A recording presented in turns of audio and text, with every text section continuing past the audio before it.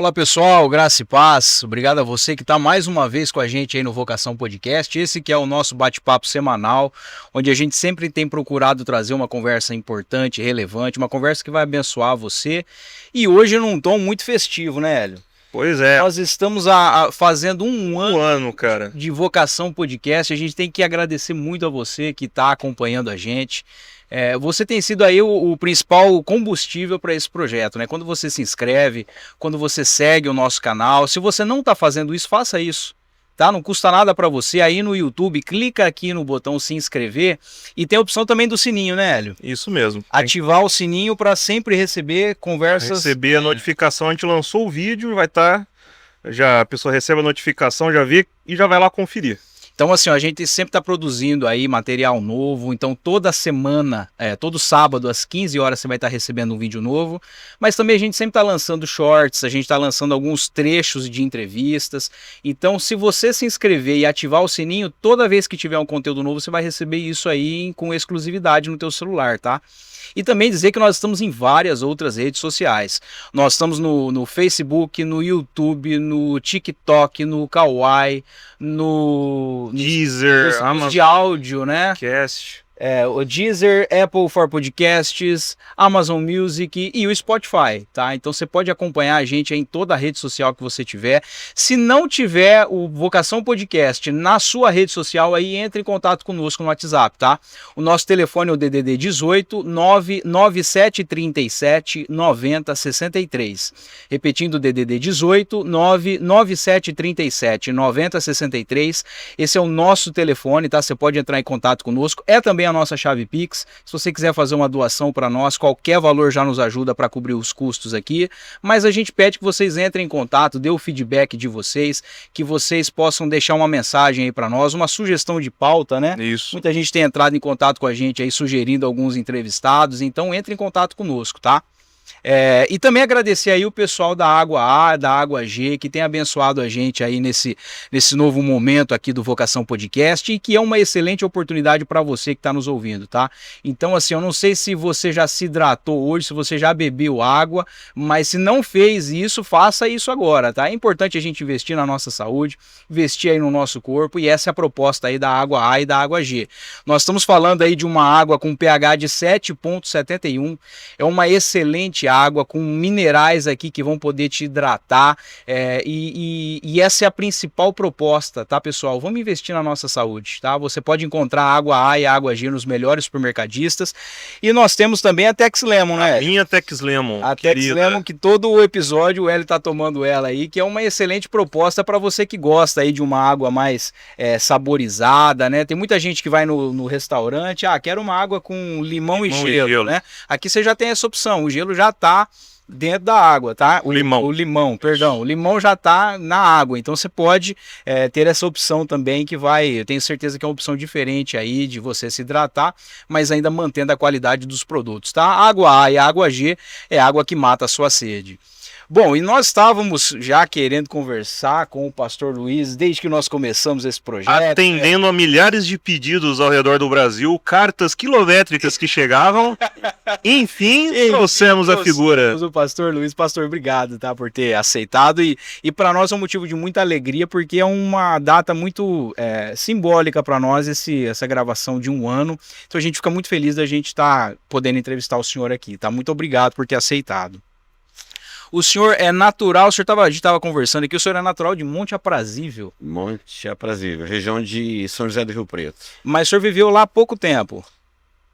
Eu nasci lá e com 2 anos minha família mudou para São José do Rio Preto. Então foi lá a minha cidade que eu cresci, até sair de lá para entrar na polícia e depois não voltei mais. A família do senhor já era cristã? Como é que foi esse processo? O senhor nasceu num berço evangélico?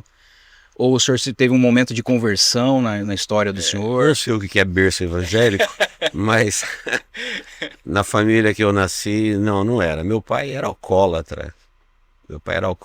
Fim de carreira. Já tinha uma sentença médica de que ele não teria vida por mais 2 anos quando ele se converteu. Meu pai se converteu num culto ao ar livre, tinha alguns irmãos lá em Monte Aprazível, aquele pessoal da tenda, aquelas igrejas pentecostais, e ele, bêbado, aceitou Jesus. O senhor tinha, a mãe do senhor era viva? Sim, meu pai e minha mãe, nós éramos em 7 irmãos. Aí, ninguém era evangélico, então meu pai foi o primeiro.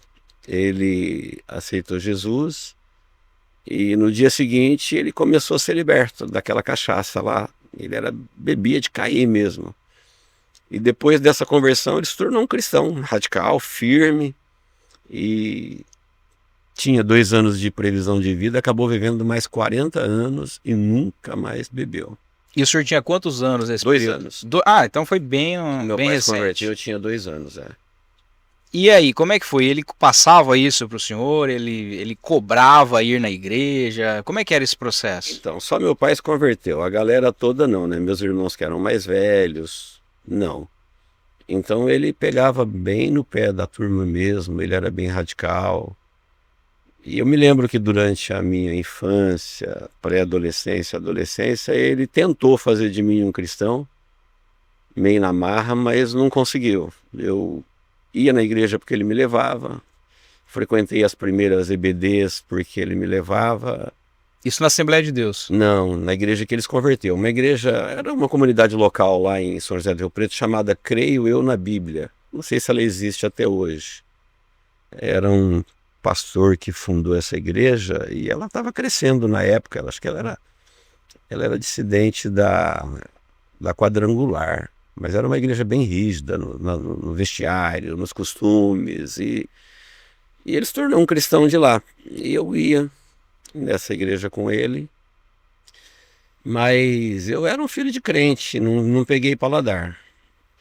Não tinha vícios no mundo, né? Não bebia, não fumava, mas também não era crente. Eu ia na igreja, pessoal. Até quando eu já estava entrando na minha juventude de fato, 16 para 17 anos, aí nós mudamos de lugar e para onde a gente foi morar, eu tinha uns vizinhos que eles eram crentes da Assembleia de Deus. E aí fiz amigos com os vizinhos que eram os jovens da minha idade e eles eram firmes, eles eram crentes mesmo, oravam, liam a Bíblia, estudavam a Bíblia, virei amigo deles. E aí nessa amizade eu acabei indo para a igreja e me converti de fato. Quer dizer, boas amizades influenciam para o bem e más amizades influenciam para o mal. Isso é vero, é uma verdade. Que coisa, né? Às vezes essa questão é interessante. A criança às vezes não é influenciada pela família, mas é pelos amigos, né? Então como é importante manter essa relação de boas amizades. E esse processo para o senhor de conversão foi um processo difícil? Foi um processo natural? Foi natural, porque o sonho de meu pai era me ver crente, né? Ele queria que eu fosse cristão. E eu não me lembro. Ele me dizia que quando eu tinha 5 anos eu cantava na igreja. Diz que eu orava pelos enfermos. Eu não tenho a menor memória disso. Ele me fala disso. Então o sonho dele era me ver crente e ele não conseguia. Aí quando eu fiz esses amigos que eu comecei a ir para a Assembleia de Deus com eles, lá tinha um pastor, foi o pastor da minha conversão. Lá eu peguei gosto pela palavra, gostei do jeito que ele pregava, o jeito que ele ensinava. E ao me interessar pela palavra, eu comecei a mudar sem eu perceber. Mas até então o senhor não tinha conhecimento nenhum de Bíblia, de Deus? Nada. Só sabia que meu pai era crente e que a religião dos crentes era boa, porque eles falavam que era boa, mas eu não sabia nada. Eu fui ter essa primeira experiência com esse pastor, que foi o pastor da minha conversão, lá em São José do Rio Preto. Na igreja do meu pai, acho oportuno dizer, na igreja do meu pai, os pregadores tinham mais ou menos o mesmo estilo e eu não entendia o que eles falavam. Eles gritavam um pouco, citavam muitas referências, pregava tipo aquelas metralhadoras assim, sem pausa, sem respirar. Bem pentecostal mesmo. Isso, né? Então não me prendia. Quando eu fui para a igreja dos meus amigos, lá tinha um pastor alto, magro, negro, dócil, um homem muito amoroso, e ele pregava calmo. pregava calmo, não gritava, ensinava. O senhor acha que isso formou o pastor que o senhor é hoje? Porque o senhor é um pastor que, apesar de ter vindo da Assembleia de Deus, o senhor é um pastor muito calmo, né? Eu creio que sim, porque eu fiquei tão impressionado com o alcance da palavra na minha vida, porque meu pai tentou fazer um crente e de mim não conseguiu. Quando eu comecei a ouvir a palavra e entender, eu nem dei conta, eu já tinha uma Bíblia, eu já me interessava por ela, eu orava para dormir, eu orava para comer. Isso era o sonho de consumo do meu pai, que ele tentou fazer isso no braço muito tempo. E aí, com pouco tempo de paladar pela palavra de Deus, eu percebi essa mudança, uma mudança. Não era igual meu pai querendo empurrar a goela abaixo. Ela brotou. Brotou, e eu fiquei tão impressionado com essa mudança na minha vida para melhor, que eu me apaixonei pela igreja, me apaixonei pelos cultos, eu não perdia culto. Nós éramos um grupo de jovens lá, bem interessados nas coisas de Deus, e nas minhas orações, eu orava a Deus pelo pastor. E eu me lembro de estar orando a Deus mais ou menos assim: Senhor, esse tipo de gente que se coloca atrás de uma Bíblia, com o microfone na mão para falar a tua palavra, é muito importante. Abençoa eles onde eles estiverem, multiplica-os. Que sem imaginar que o senhor um dia seria pastor. Jamais teria pretensão de ter essa audácia, ser egocêntrico, imagina. Eu queria abençoá-los com a minha oração, então eu orava por eles, pedia que Deus os multiplicasse. Falei, feliz do lugar que tem um pastor como esse.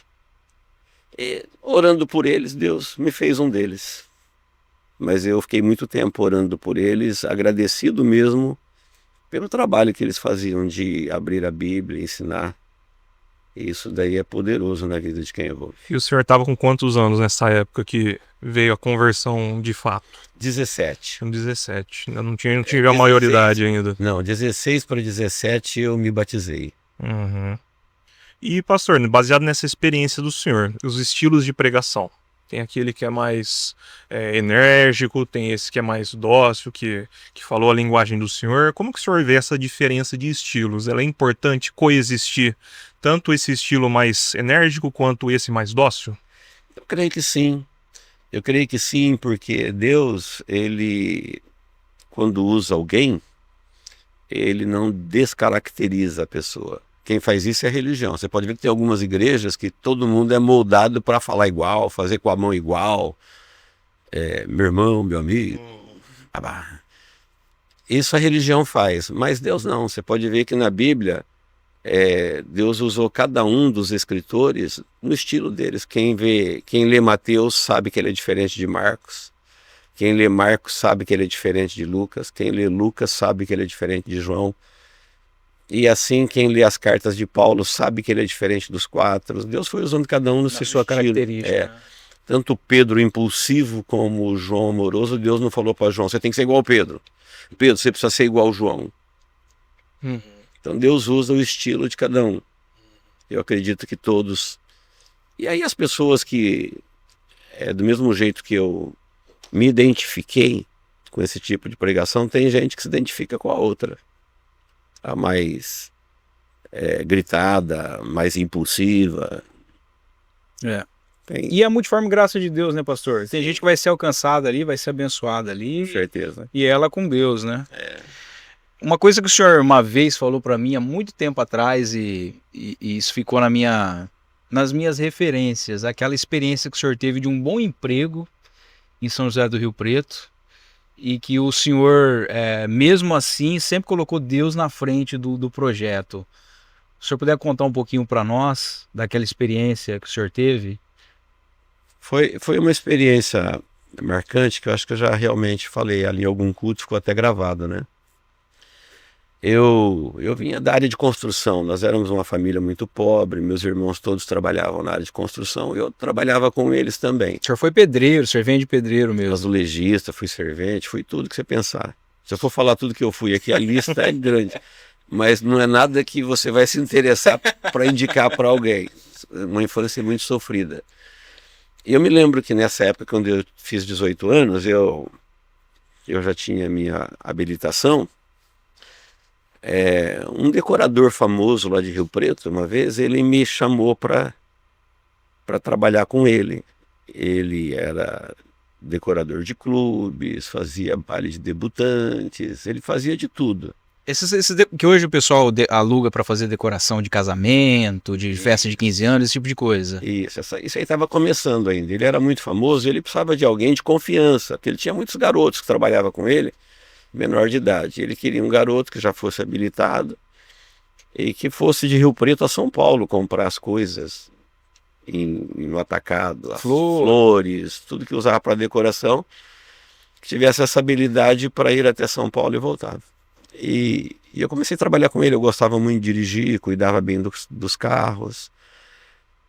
E ele gostou muito do meu serviço e ele me deixava eu ficar com a caminhonete dele para ir para a igreja.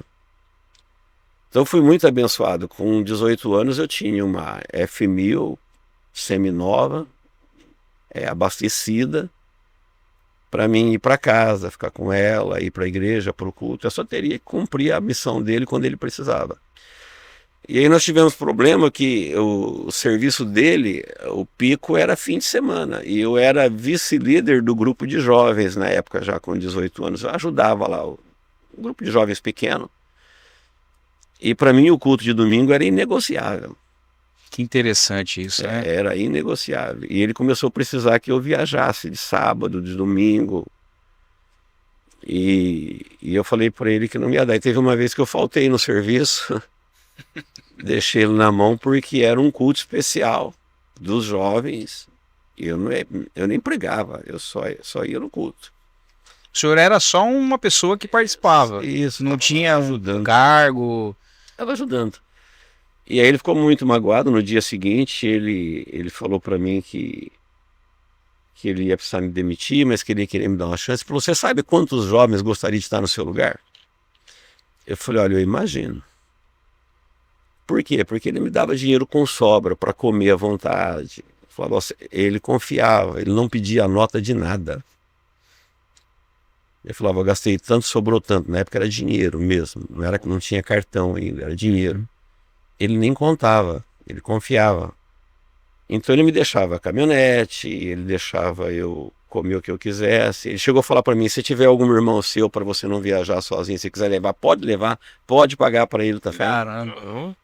Aí ele falou: você sabe quantos jovens gostaria de estar na sua posição? É um trabalho dos sonhos, né? De muito jovem. Para quem saiu de onde eu saí da construção. Então eu pegava, por exemplo, a caminhonete, eu ajudava a fazer culto ar livre, carregava o som da igreja, levava as pessoas para lá, para cá.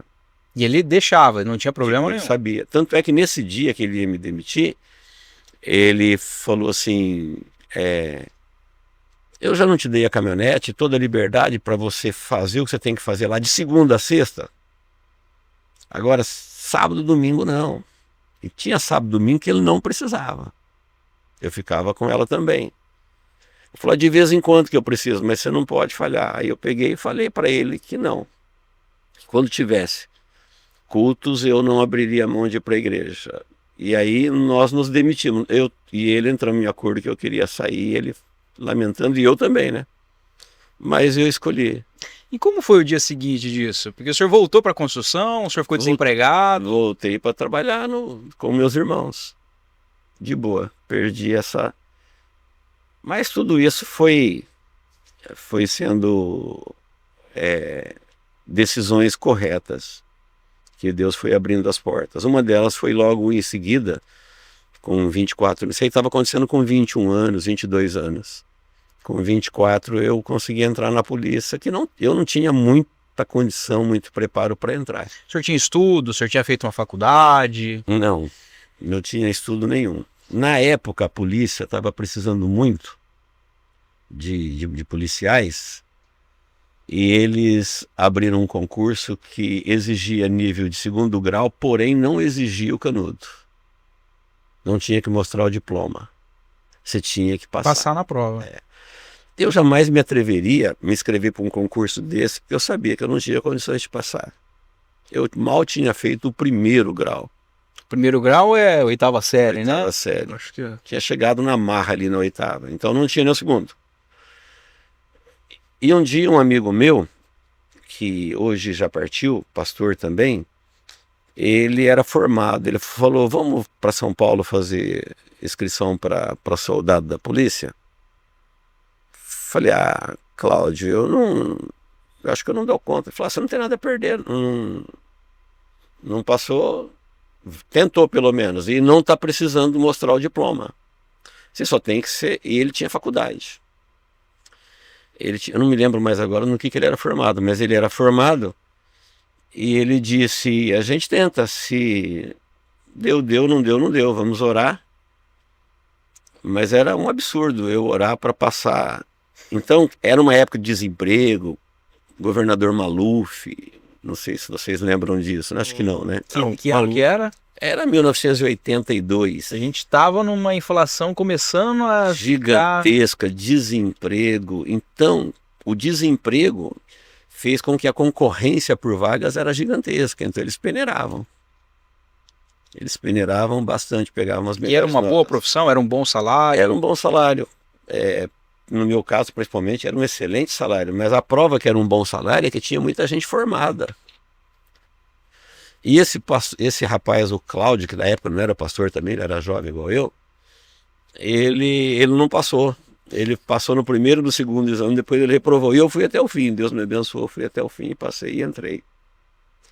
Eu acredito que é fruto das minhas escolhas, né? Deus honrou, né? Deus foi me abençoando, abrindo as portas. E como foi essa experiência agora, uma pessoa que saiu de uma família pobre, que era da construção civil, daqui um pouquinho ele se viu como um policial militar do estado de São Paulo. Foi muito desafiador aprender essa rotina do policial? Como é que foi essa experiência para a pessoa do Luiz Carlos? E o senhor foi para São Paulo, para atuar em São Paulo, ou continuou? Eu fiquei, na época para você, do primeiro exame que você fazia até o último, você ficava quase um ano prestando concurso. No primeiro você ia lá, eles te mediam, te pesavam, você tinha que ter peso e altura, eu passei na rapa. Na altura?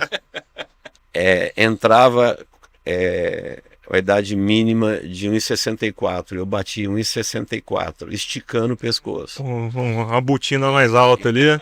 Não, é descalço. Descalço? É descalço, senão todo mundo entrava com a botina. Deixou uns cascão na sola do pé, deu pé. Então, eu saí de Rio Preto, ia lá em São Paulo para fazer isso. Depois você vinha, fazia o exame geral, que era português, matemática e tal. Depois você vinha, fazia o psicólogo. Depois você vinha fazer o físico. Depois você vinha fazer o TAF, que é o teste de aptidão física. Então você fica quase um ano, eles remarcam cada 15 dias, cada mês, só gastando, né? Até então você não tinha soldo nenhum? Não, eu tinha uma motinha na época, eu tive que vender ela para bancar isso. Foi investimento. Foi, E aí quando chegou na última fase que eu fui chamado para ir para a escolinha, aí tinha vaga em Santos.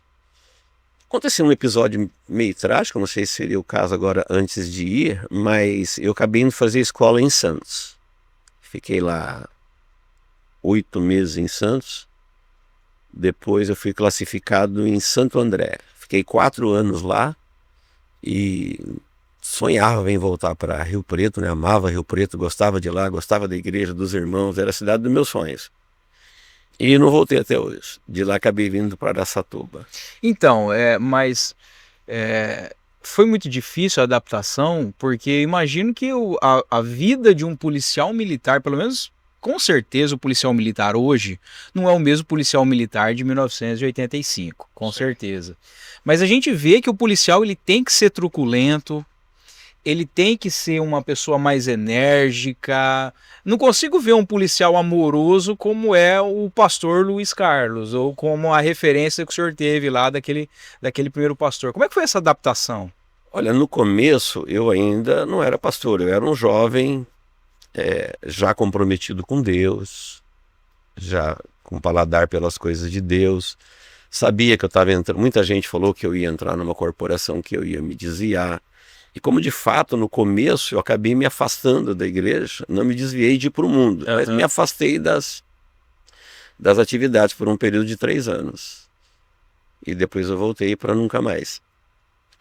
Mas essa adaptação ela foi tranquila porque na época a polícia era muito respeitada. São outras épocas, né? Ninguém enfrentava o policial igual hoje. Sair no braço, não aceitar uma abordagem.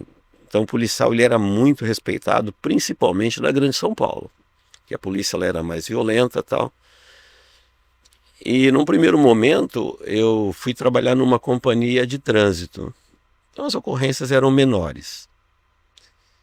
E fiquei lá esse tempo e a gente puxava algumas escalas ali no policial ostensivo. Cheguei a trabalhar com alguns policiais mais truculentos. Mais truculento e tal, mas eu era da paz, eu era sempre tem um policial bom e ruim, né? Mas se precisasse dar uns cascudos, dava, né? Não, eu era daquele um que falava, não precisa disso. Verdade. O cara já se rendeu, não precisa dar um cola-brinco nele. Eu estava sempre na retaguarda e não tinha essa pegada de violência, isso desde sempre. Mas já participou de troca de tiro? Não cheguei. Cheguei a participar assim, de ocorrência que teve troca de tiro, mas eu trocar tiro assim, cara a cara, não. Ocorrência que teve tiroteio, tiro pra cá, tiro pra lá, mas a gente não sabe nem o desfecho, aquelas quebradas lá da Avenida do Estado, não sabe nem como é que terminou.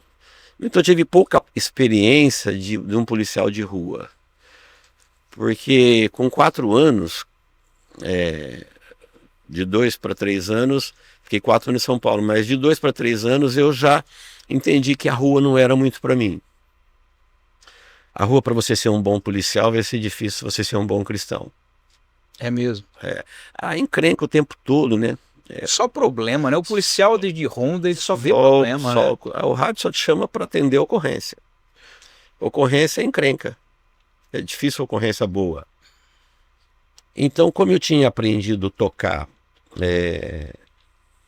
trompete na igreja do meu pai, teve um policial que foi uma vez lá dar aula, formar uma banda, e eu aprendi um pouquinho de tocar trompete. Aí eu vi que na polícia tinha corporação musical, eu fui lá e fiz um teste para entrar na corporação musical e entrei, consegui passar. A partir dali, a gente muito pouco trabalhou como policial, a gente trabalhava mais nessa área cultural dos eventos. Que é um braço da polícia, sim, né? Existe até hoje. Ela é muito importante para... Tem muito pedido das prefeituras, dos departamentos culturais, das datas cívicas, da rotina do quartel, os desfiles e tal. Então eu fui para lá e fiquei 22 anos ao todo. Na corporação. E esse tempo de banda, de banda musical, você anda armado, usa arma, faz algumas escalas extras, como campo de futebol, exposição de animais. Jogo de futebol, então o senhor participava? Pacaembu, Morumbi? Eu trabalhei em Santo André, então eu não cheguei lá pro lado da São Paulo mesmo, fiquei na Grande São Paulo. Agora no estádio do Santo André, eu peguei muita escala ali. Bruno José Daniel, né? O estádio lá. Estádio Bruno José Daniel. Ali, os times grandes passavam tudo por ali, então dava muita gente, muito tumulto. Era muito problema? É encrenca, direto. Time de futebol é problema. Naquela época, separando as torcidas, era o cordão, né? Fazia negócio muito precário, né? Se desse briga ali... Verdade. Chegamos a dividir torcida com um cordão de policial. Olha isso. Misericórdia. Sai uma faísca ali. Mas o pessoal respeitava muito a polícia. A polícia baixava o cacete mesmo pra valer. Cacetete na mão e couro. E o pessoal sabia que se eles entrassem, os primeiros iam... Então tinha muito respeito. Ainda funcionava o cordão. Hoje, se fizer isso... Já engole o policial. Morre tudo. Pastor, mas aí na sua visão, o senhor pontuando, né, antes da sociedade respeitar mais a figura do policial, na sua visão, o que piorou? O que mudou pra lá? O que mudou essa mentalidade? A corporação ficou mais fraca. A imagem da instituição, é uma questão cultural do povo em lidar com lei, com hierarquia. Na minha opinião, é uma questão cultural. Porque você pode ver que quando muda a liderança do país, quando, por exemplo, o país vai mais para a esquerda, o país inteiro fica mais violento.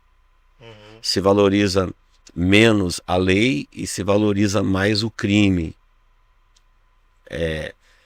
E aí quando você vai fazer um concurso para fazer policiais, por exemplo, quando a polícia faz um concurso, ela pega pessoas paisanas.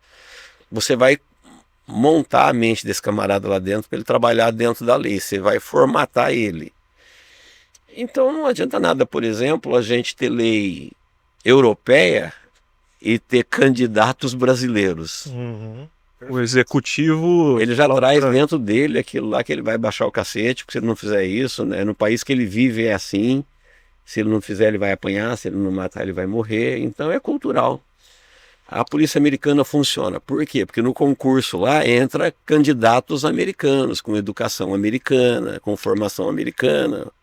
Então, é cultural. Eu tinha pensado nisso, mas tem razão. É, a né? diferença, né? A formação de mão de obra é fundamental para a instituição, né? Ô, pastor, e aí mais um ponto. O senhor disse que o ambiente da rua é um desafio pro policial cristão ali. Dentro das suas experiências, teve alguma situação que o senhor observou ou sentiu assim que acabou interferindo um pouco na fé, na forma de ver o mundo ali, alguma coisa mais pesada? Como que foi? Não chegou a interferir, mas eu sabia que tinha uma linha que eu não podia passar dela. Por exemplo, eu trabalhei no mano a mano ali no João e Maria ali, quando você trabalha em dupla, no ostensivo. Eu cheguei a trabalhar com policiais que eles chamavam a gente de recruta o tempo todo. E aí recruta, né? Antigão. Era cara que já tinha matado, enfrentado bandidos. Então se você ficar ali e conviver com esse tipo de gente, não que eles eram ruins, eram ocorrências, mas você vai virar um deles. Porque você não pode você não pode amarelar diante de uma ocorrência. Ali é um policial depende da vida, a vida do outro depende da atuação dele. Então se tiver ali um que está no meio de uma ocorrência e o outro não for ponta firme, então eu entendia que se eu ficasse ali ia acabar acontecendo comigo. De uma hora você precisar atirar para se defender e acabar ter isso no seu currículo. Eu matei um, matei dois, matei três. Então... Mas a polícia traz alguma punição ou isso é mais a questão psicológica, mesmo de você deitar a cabeça no travesseiro e saber que matou uma pessoa? Não, a polícia, todas as vezes que a ocorrência toma essa proporção, ela julga. Se você errou, traz punição severa. Entendi. Você perde e às vezes você é julgado na justiça comum. E quando pode acontecer de você ser absolvido na justiça comum e ser condenado na justiça militar, que é mais rigorosa do que a comum para o militar. Quer dizer, não é essa bagunça que a gente acha que o policial pode fazer o que ele quiser e não vai ter Porque muitas punição. vezes o policial morre porque ele reluta em tomar decisões drásticas, porque ele sabe que ele vai responder. Ele tem segundos ali para decidir, mas as pessoas terão meses para condená-lo. Avaliando, ouvindo provas. Então você está no meio ali. Eu já sabia que se eu ficasse ali eu ia me tornar um deles, e eu não queria. Eu queria ser uma bênção na polícia, como Deus abençoou que eu fosse. Por exemplo, quando eu entrei na polícia, na banda de música, que era Araçatuba mesmo, quando eu cheguei aqui em 87, nós não tínhamos quase cristãos no quartel. Nem na administração, nem nos policiais de patrulhamento e muito menos no corpo musical. E com o tempo eles foram aparecendo, fruto de uma conversão aqui, outra ali. Então era isso que eu queria, ser um cristão dentro da polícia militar. Eu não tinha essa vocação para policial militar, para ser herói. Não tinha essa pegada de ser briguento, violento. Sylvester Stallone, que vai andar com a Rambo. metralhadora, Rambo. Até pela estatura não dava para ser nada disso. Mas os pequenininhos na polícia são eles que resolvem muitas vezes. O baixinho que é bravo, né? É ar comprimido, né? Raiva comprimida. Não sei se é vontade de ser grande, né? Uhum. E- Eles costumam ser bons atiradores. E como é que foi essa vinda para Araçatuba? O senhor conhecia Araçatuba? Sabia onde estava Araçatuba? Como é que foi isso? Olha, eu vim para cá, eu fiquei sabendo que eu vinha para cá 10 minutos antes de eu tomar a decisão. Meu Deus. Porque o meu sonho era voltar para Rio Preto. Eu amava muito aquela cidade, e por causa da igreja, por causa dos trabalhos, eu era muito focado, dos jovens de lá. E na época estava muito difícil, praticamente impossível uma transferência para o interior, não era só para Rio Preto, não, para o interior. E eu tinha entrado com um pedido de arrimo, porque eu ajudava a minha família. Então falei que a minha família precisava de mim e que eu precisava voltar para ajudar a minha família em São José do Rio Preto. Mas mesmo assim, esse pedido ficava engavetado, porque não tinha efetivo para a Grande São Paulo. Todo mundo que veio para São Paulo veio atrás de um emprego, entrou e depois queria voltar. Então pedido para Marília, Rio Preto, Bauru, Araçatuba, era tudo engavetado. Às vezes os policiais ofereciam uma moto de presente para quem trocava com eles. Ninguém queria. O cara do interior que ia para São Paulo. Isso, mas ninguém queria essa moto. O pessoal queria ficar aqui. E o meu pedido estava lá diante do capitão. Um dia, do nada assim, um policial de Araçatuba, um sargento, ele procurou o comandante do corpo musical e falou que ele queria voltar para São Paulo. E o senhor era o quê? De patente? Eu era cabo Cabo. e esse era um sargento. Mas ele tocava o mesmo instrumento que eu. Ele tocava trompete. Ele falou que ele queria ir para o corpo musical em São Paulo, fazer parte da orquestra. Era um sargento que veio de São Paulo para o interior, ficou um bom tempo que era Araçatuba, não se adaptou, queria voltar, de graça. Não tinha moto na parada. Nada. Aí ele procurou o comandante mandou ele lá em Santo André. Falou, você vai lá em Santo André, procura o Cabo Gomes lá. E ele tem um pedido aqui de arrimo, vê se ele se interessa. Ele quer ir para Rio Preto. Mas como Araçatuba é pertinho de Rio Preto, vê se ele se interessar. Se ele se interessar, eu endosso a permuta de vocês. Aí chegou um cara lá um dia procurando por mim e falou, você quer ir para Araçatuba? Eu falei, não, eu quero ir para Rio Preto. Falei, não, o comandante pediu para mim vir aqui falar com você e tal, que Araçatuba é pertinho de Rio Preto. E quem sabe você faz um trampolim e vai para Rio Preto de lá. Eu falei, mas o que é isso, Araçatuba? Como que é isso? Nunca tinha nem visto. Falei, é uma cidade mais ou menos igual ao Rio Preto? Ele falou, vixe, é muito melhor. Caiu no conto. Falou, muito melhor, rapaz, cidadão, cidade boa, tal. E aí, eu tenho que dar resposta pro capitão lá do corpo musical hoje. E aí eu falei para ele, Deus, eu estava orando por Rio Preto. Assim comigo. Ele falou, tem que dar resposta. Ele falou para mim dar resposta porque tem um monte de gente querendo essa vaga aqui. Para Araçatuba. Falei para ele, você me dá 10 minutos? Ele falou, mas o que você vai fazer em 10 minutos? Falei, eu vou orar. Ele falou, eu te dou 10 minutos. Aí eu Falou isso pro cara mesmo? Eu falei, vou orar. falei, eu preciso orar. E depois de 10 minutos eu te falo se eu vou querer ou não. Estava meio propenso a dispensar, porque eu falei, não, eu tô orando por Rio Preto. Ainda bem que ele fez a escolha de orar. Se fosse procurar no Google Araçatuba, se ele falado não. Tinha recusado. Depois eu fui no banheiro, orei por 10 minutos lá e senti paz. Aí eu voltei lá para ele e falei, olha, pode colocar meu nome, eu vou para Araçatuba. E aí eu pulei de paraquedas aqui, vim conhecer Araçatuba alguns dias depois. Cheguei aqui em abril de 87. Foi assim. E ficou. Cheguei aqui, entrei quase em depressão. Porque eu queria ir para Rio Preto e descobri que aqui ia ser mais difícil ir para Rio Preto do que de São Paulo. Por quê? Efetivo pequeno. Mas, como era Rio Preto, então eu viajava bastante para lá e voltava. Viajava e voltava. E com o passar do tempo, eu fui vendo que o quartel de Araçatuba não era melhor, ele tinha menos ocorrência. Rio Preto já era uma cidade mais violenta, tinha menos ocorrência, o pessoal era mais unânime, eu fui me adaptando à igreja aqui, e depois de uns 2 anos, 3 anos, eu já não pensava mais em Rio Preto. Mas imagino que foram 2 anos muito Foi, sofridos, os né? primeiros 6 meses foi... Bom, toda mudança, quando você muda, os primeiros 6 meses é horrível. Você não conhece ninguém, você não sabe É. de nada, você não sabe andar na cidade. É tudo estranho, né? Então... Mas depois de uns 5 anos, eu tive chance de ir para Rio Preto e eu não queria mais. Olha só, apareceu uma oportunidade, então. Apareceu. De graça também para ir para lá. Tinha amigos lá na banda de lá, tudo. Mas aí eu já estava envolvido com a igreja daqui. A igreja de lá ficou estranha, daqui ficou familiar. E aqui, qual que era a igreja que o senhor passou? Assembleia de Deus. Assembleia. Ali na Porangaba. Na Porangaba. Fiquei 16 anos ali. A gente vai entrar no assunto da Manancial, mas antes disso eu quero agradecer a você que está acompanhando a gente aí na sua casa. Espero que você esteja gostando aí do bate-papo, mas a gente pede para você se inscrever no nosso canal, tá?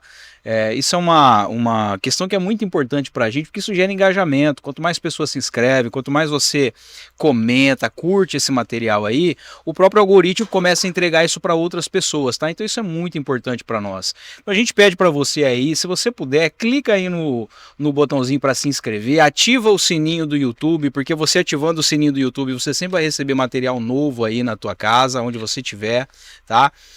E também dizer que nós estamos aí em todas as redes sociais que você já está sabendo quais são, né? Todas as redes sociais famosas aí, TikTok, Kawaii, Facebook, YouTube, Instagram, estamos em todas e também estamos em dispositivos de áudio. Então você que está aí na sua casa e gosta talvez de ouvir um podcast aí enquanto você está no carro, enquanto você está trabalhando, se você puder, então segue a gente lá também, tá? Nós estamos no Spotify, nós estamos na Apple for Podcasts, no Deezer, no Amazon Music. Todas as redes sociais você pode encontrar lá, Vocação Podcast, pode seguir a gente, tá bom? E agradecer também aí o pessoal da Água A, da Água G, que tá conosco em mais um episódio, o que a gente sempre tem falado aqui, tá? Você que é da região de São José do Rio Preto também é quente lá, né, pastor? Muito. Rio Preto também é uma cidade quente, então se você é de Rio Preto, se você é de Araçatuba, toda essa região aí, independente de onde você for, se hidrate, tá? Isso é uma necessidade do nosso corpo, 2 litros de água no mínimo por dia, né, Ed? Ixi, eu tenho que Tem contar o meu. tomado 2 litros de água? Não sei. Não tem, Eu né? sou de humanas, não sei. Não dá pra contar. Não dá pra né? mensurar. Faça isso aí, invista na tua saúde, tá? E aí a gente tem essa proposta aqui da Água A e da Água G. A Água A, que é água sem gás, né? Água natural, direto da fonte.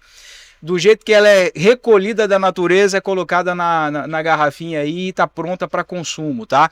Você tem a opção da Água G também, que é uma água com gás, tá? Então para você que gosta aí de se hidratar de uma maneira diferente, mas sem abrir mão aí dessa qualidade, você tem a água com gás e também a Tex Lemon, né? Que é o Tex Lemon. Tex Lemon que é saborizada, aromatizada com limão, tá? Tampinha verde. Faz muito... Esse casamento é muito bacana, né? De água com gás e água... Com limão, né? com limão. Eu não gosto de água com gás, cara, mas É. com a fatia de limão dá pra encarar. Muda completamente, né? Eu já sou fã de água com gás, estou tomando a minha aqui. Então você que está na sua casa aí, se hidrate e de preferência com a água A e a água G, porque é a água que mata a sua sede, tá bom? Ô pastor, nós vamos continuar nesse bate-papo aí, mas eu quero entender como é que entrou a Manancial nessa história. Porque o senhor começou a serviu quantos anos lá na Assembleia de Deus? 18? 16. 16. Eu me converti na Assembleia de Deus lá em Rio Preto. Era uma Assembleia de Deus que a central dela é ainda até hoje em Santos.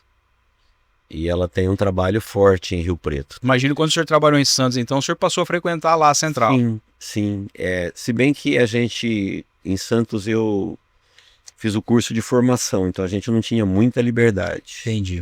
E foi rápido lá também, né? Foi 6, 7 meses, o máximo 8 meses até a transferência. Tá. Mas a gente tinha muita atividade, muita escala, então... Mas eu ia lá, sim, era a nossa central. E quando eu vim para Araçatuba, aqui não tem desse ministério, aqui tem outro ministério, que é o Ministério do Belém, que é ali na Porangaba, aí eu passei a frequentar. Que é lá até hoje, né? Lá eu fiquei 16 anos. Ao todo de Assembleia de Deus eu tive 22 anos, até começar a Manancial. Só ali na Porangaba 16. Os outros foram entre Rio Preto, Santo André, eu ia na Assembleia de Deus também do Belém, e aqui em Araçatuba, na Porangaba. E a Manancial surgiu de um desejo, o senhor tinha vontade de ter um ministério, o senhor não concordou com alguma coisa da Assembleia de Deus, resolveu montar a Manancial? Como é que foi essa história? Olha, na verdade não, eu não tinha desejo de montar a igreja, eu amava a Assembleia de Deus, eu achei que eu terminaria meus dias lá. Meu sonho de pastor sempre foi na Assembleia de Deus. Gostava muito desse ministério e sonhava com ele para sempre. Inclusive tive oportunidades para sair daqui de Araçatuba e para uma igreja maior, uma grande central com vários setores em Campinas. Foi na época que eu estava para ir embora daqui, queria ir embora de Araçatuba e surgiu essa oportunidade em Campinas, mas aí eu não fui e acabamos dando início a Manancial. Acho que tudo começou sem nenhuma pretensão, quando na época eu pedi para o pastor presidente, da época eu era um pastor auxiliar na Assembleia de Deus já, nessa época. Era o pastor presidente, abaixo o pastor auxiliar. Tinham vários pastores auxiliares? Vários, um monte. Tá. Aquele monte de pastor, né? Tinha o presidente, o vice e depois tem os pastores auxiliares. Eu era um pastor auxiliar, trabalhava mais na área de jovens, exerci vários cargos também dentro. Mas já ministrava? Sim, ministrava, era convidado para pregar tanto na igreja como no campo. A central daqui de Araçatuba, ela comandava uma região aqui de quase 40 cidades. Tá. Então a gente andava todo esse campo aí quando era solicitado. E nessa época eu fui desafiado para abrir a casa de recuperação, porque em Araçatuba só tinha uma, que era o Esquadrão da Vida, né? Uhum. E ela estava... Recuperação de dependência química, né? Isso, casa de recuperação de drogados, dependência química no geral.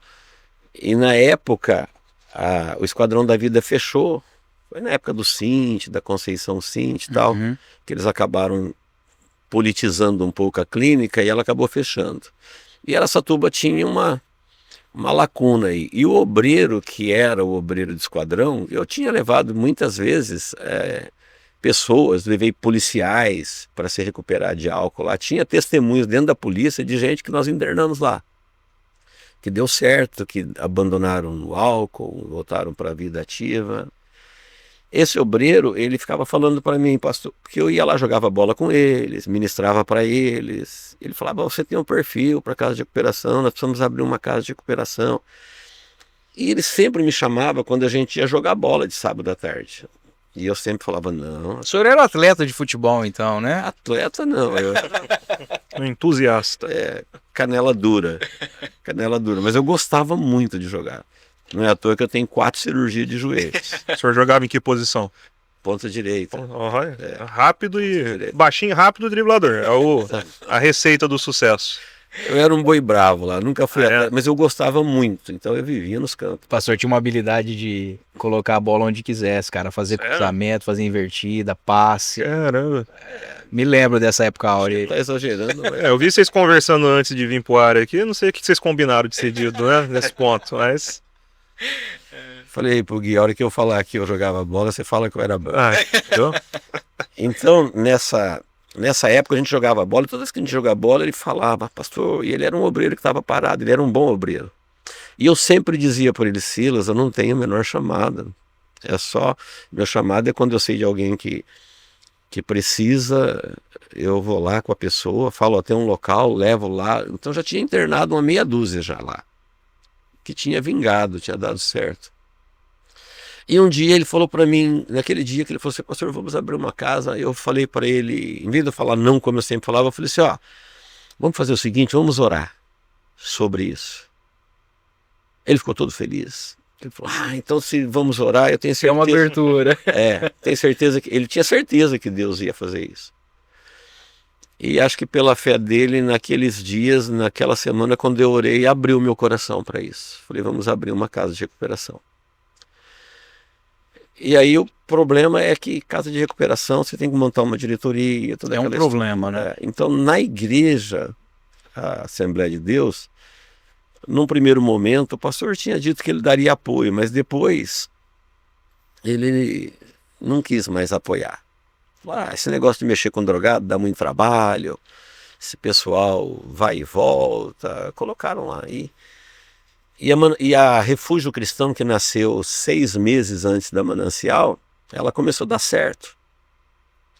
Começou a dar certo, começamos a internar pessoas, montamos uma clínica interdenominacional, tinha gente de todas as igrejas, tinha da Batista, tinha da Quadrangular, tinha da Assembleia. Fizemos uma diretoria grande, a gente começou a gerir a casa ali. E aí, esse pessoal da casa de recuperação, era costume levar eles para uma igreja. Porque a verdadeira libertação das drogas é a conversão. Sim. Sem conversão é perda de tempo, é questão de tempo para ele voltar. Então, quando você vê um aluno, um interno, se converter de fato, você sabe que ali esse camarada vai ser um ex-drogado para sempre. Sem a conversão, ele pode ficar sem beber, sem usar droga, um tempo. Ele pode voltar para a família, ele pode se profissionalizar, comprar carro, retomar tudo que perdeu. Mas sem a conversão é questão de tempo. Tem gente que dura 1 ano, tem gente que dura 5, 6, 7. Eu já vi gente cair depois de muito tempo, falta da conversão. Porque o fator espiritual, a opressão das drogas, né, dos demônios das drogas, se você não tiver cheio do Espírito Santo, volta mesmo. E o próprio acompanhamento, às vezes, da igreja, né, para poder ajudar essa pessoa no processo. Ressocializar, né?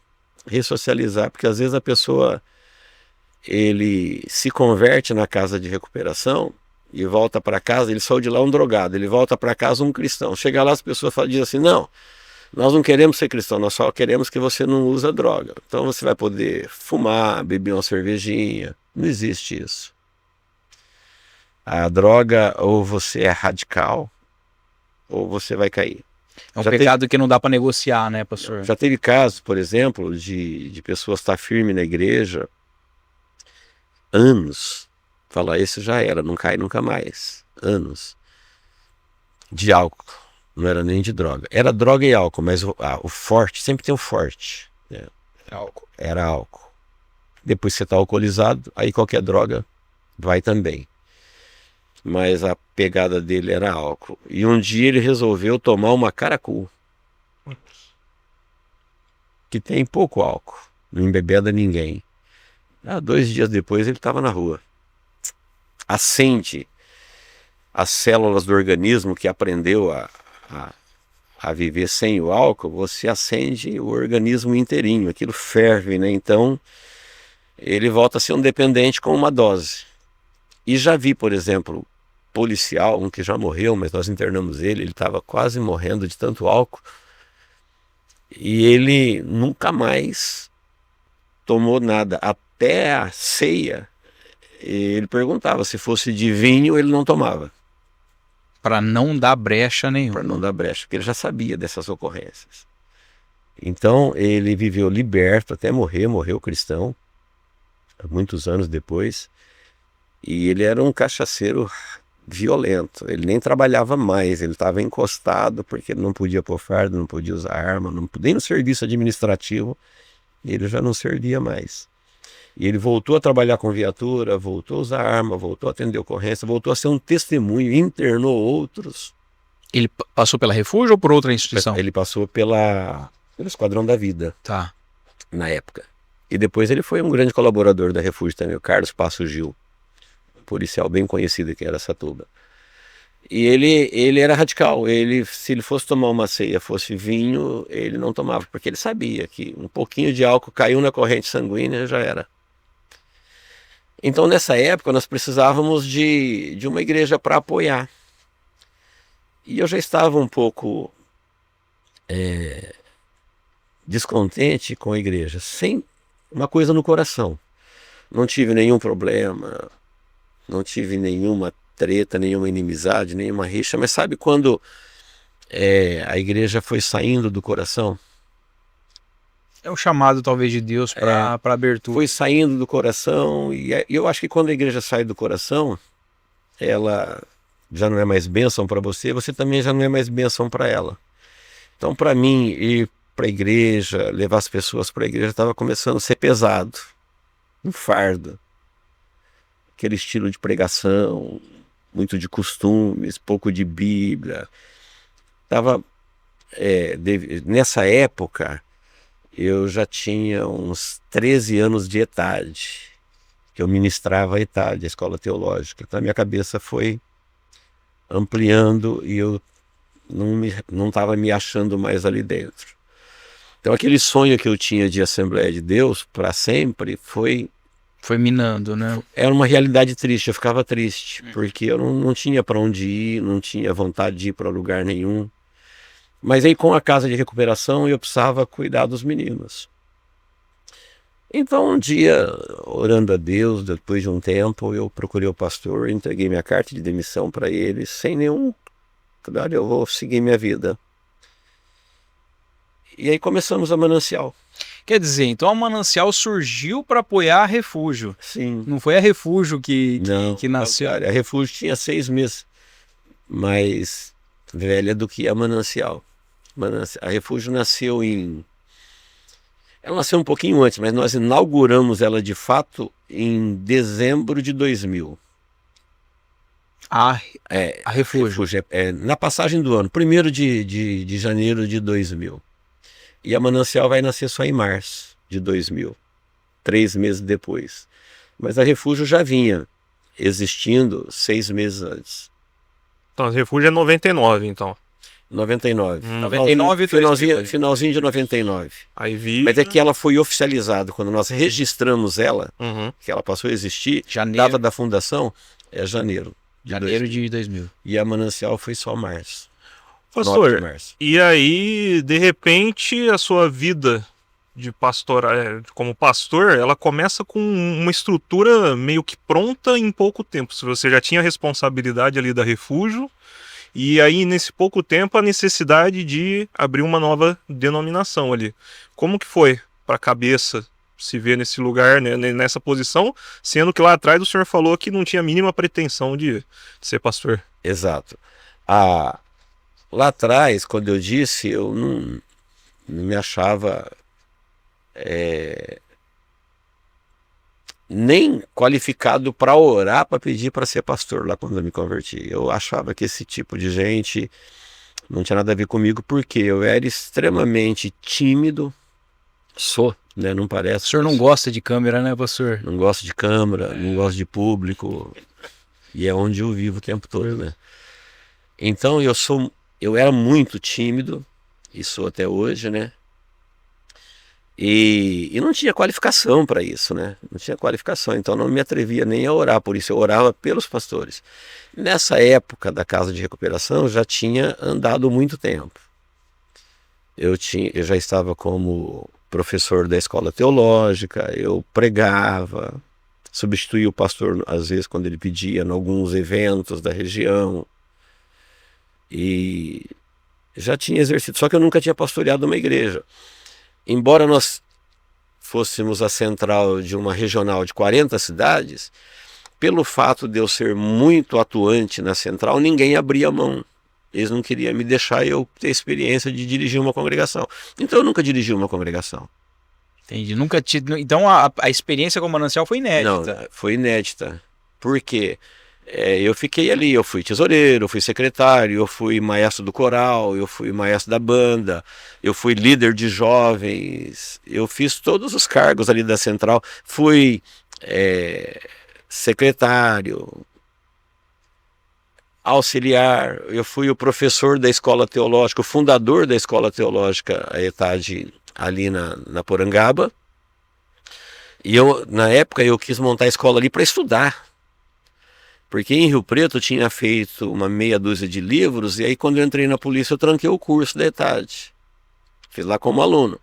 Cheguei aqui em Araçatuba que não tinha escola teológica, só tinha o IB. Não tinha nenhuma escola teológica, eu queria estudar. Aí procurei o pastor, falei da ETAD, falei se ele quisesse que eu montava uma ETAD para a Assembleia.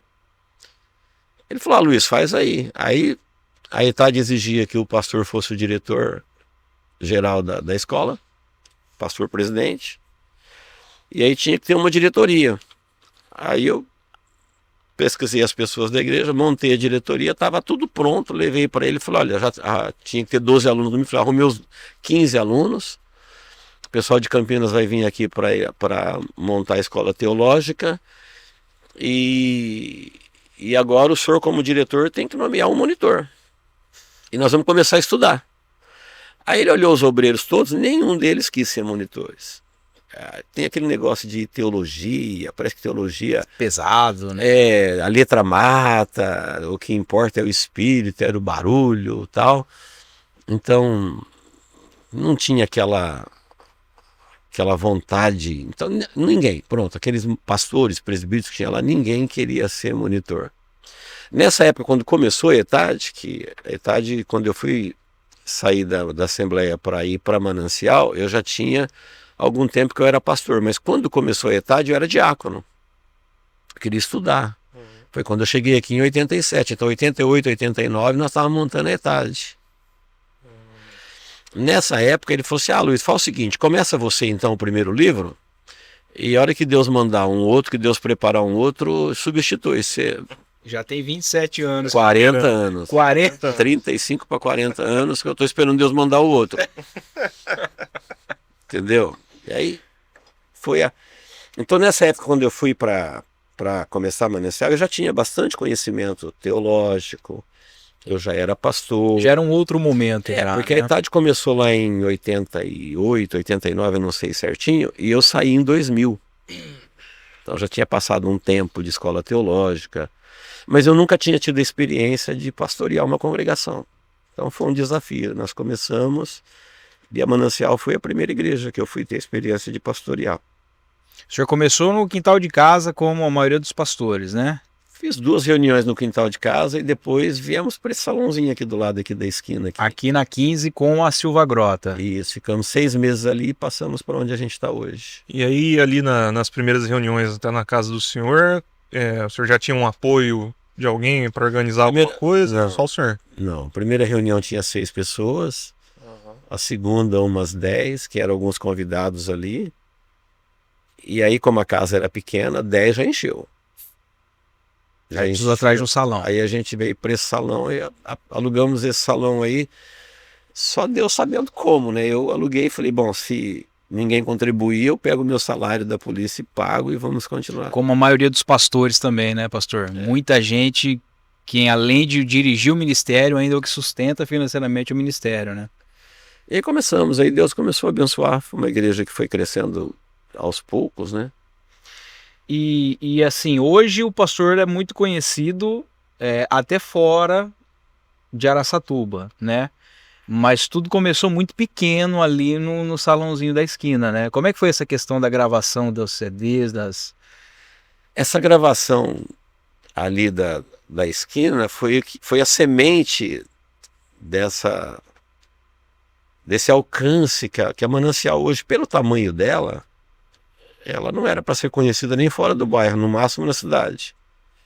Mas ela é ouvida em muitos países.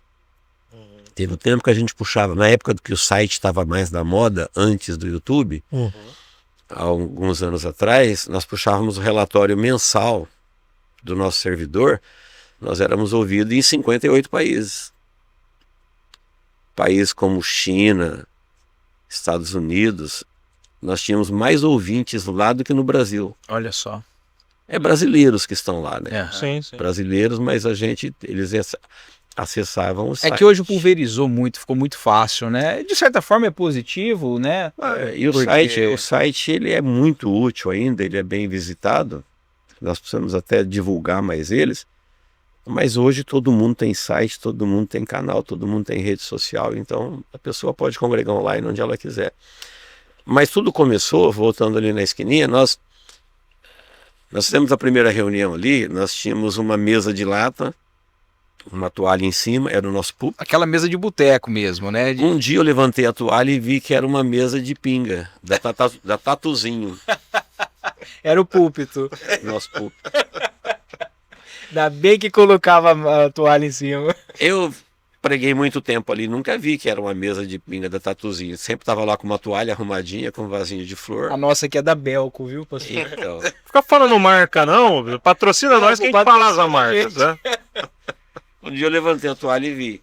Então nós tínhamos aquela mesinha de lata ali que era o púlpito. Nós tínhamos uma caixinha de som, essas que a gente usa para retorno hoje, que era a nossa PA, um microfone para todo mundo, uma guitarra tocando. O que aconteceu? Na época tinha um irmão que vinha na igreja, o João, esqueci o sobrenome dele agora, não sei se é João Balseiro, não lembro, mas um camarada muito conhecido na cidade. Eu pedi para ele,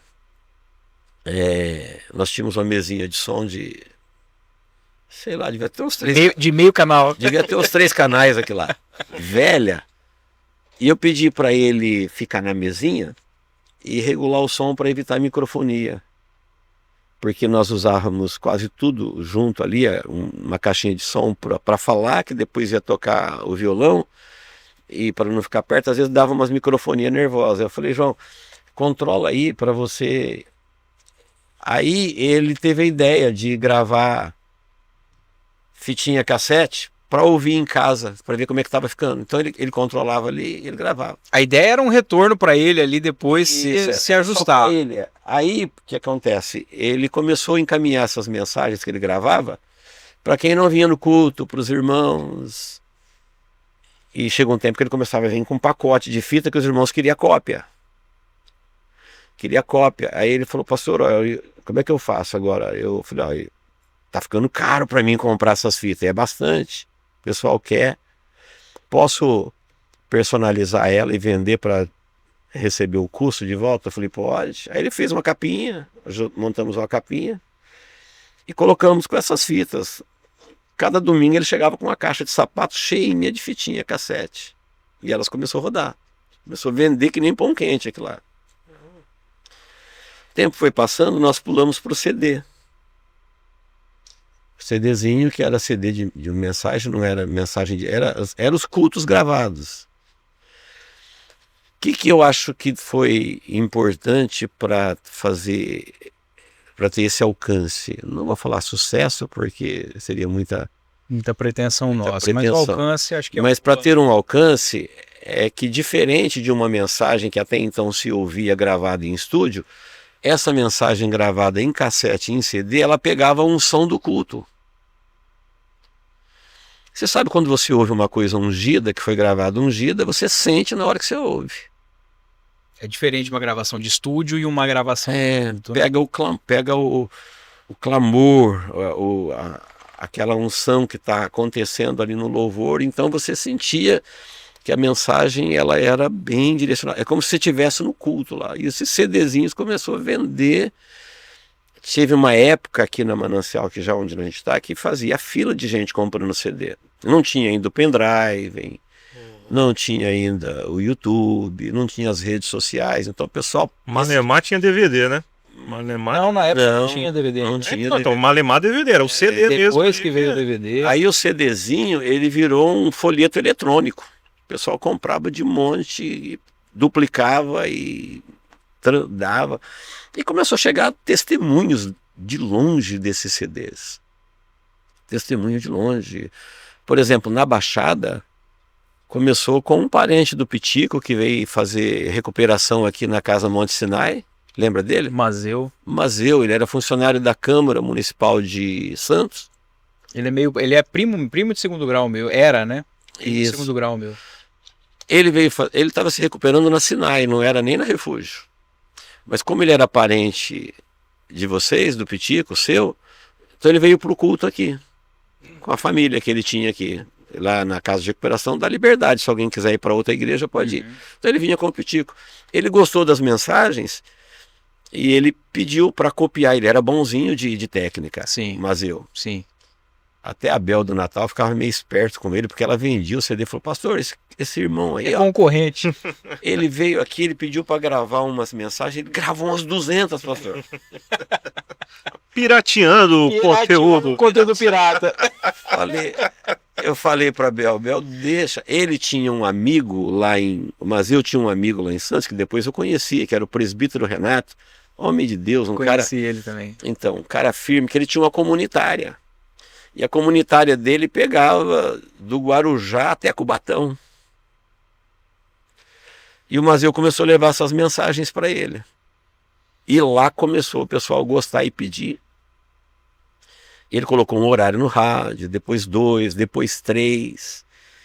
E aí o pessoal lá de Santos começou a ligar para cá para ver quem que era essa manancial. Começou gente de lá visitar aqui. Mas esse rádio que o senhor está falando não é a rádio do Manancial ali. Não, era a uma rádio comunitária local. desse amigo do Mazeu. Comunitária, tá. Mazeu que veio aqui, pegou as mensagens, levou para esse amigo dele que até então eu não conhecia. Entendi. E ele colocou na rádio dele lá. Uhum. Uma comunitária que ela existe até hoje, chama Projeto de Deus. Se você colocar na internet, Projeto de Deus, ela está na internet. Inclusive tem mensagens nossas até hoje lá, tem horários lá. Então eu fiquei mais conhecido lá na Baixada como pastor do rádio do que aqui.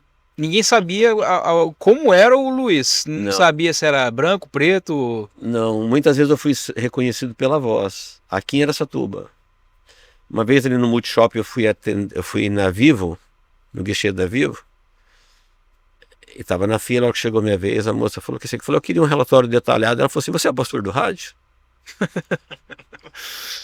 A hora que eu falei, só que rádio? Da Manancial? Eu falei, porque nós tínhamos a rádio aqui. Uhum. Ela falou, conheci pela voz.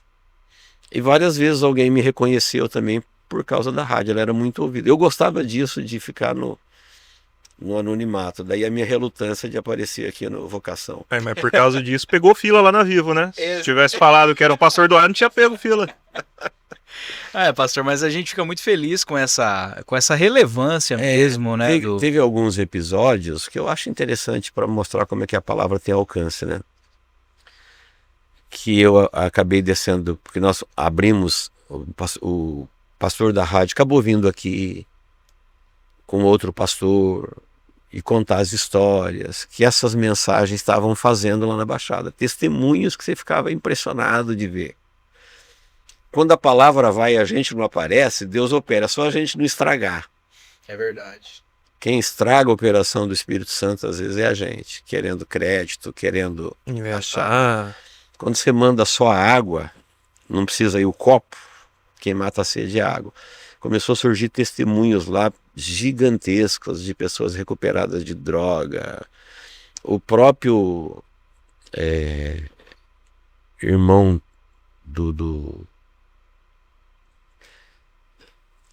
do pastor, que era pastor da Batista, que veio aqui, juntamente com o Bugel, para nós fundarmos a Manancial. Aquele um que cantava a música do Elvis, lembra? Lembro.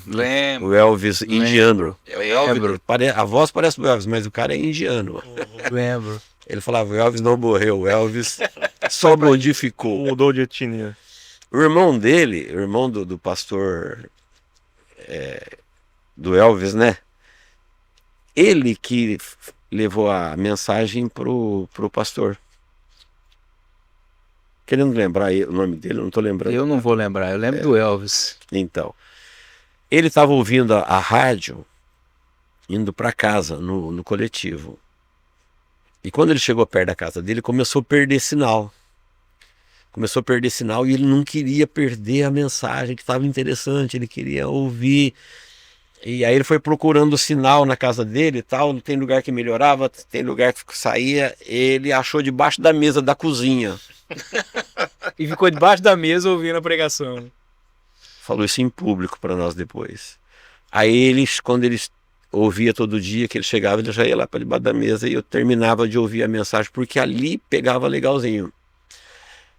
E esse irmão do Elvis não sabia mexer com redes sociais. Aí passou para ele. Aí ele foi ouvindo lá Luiz Carlos Gomes, ele era mais antenado, pesquisou nas redes e me achou. Falou, eles estão lá em Araçatuba, tá 600 quilômetros daqui, essa Araçatuba tá 600 quilômetros de Santos. E marcaram um dia e vieram, depois vieram mais de uma vez, depois vieram caravanas de van. Teve vez de vir caminhoneiro que nos ouvia na serra estacionar aqui na frente da igreja. Teve vez que veio um guincheiro que ouvia a gente lá na descida da serra de Caraguá.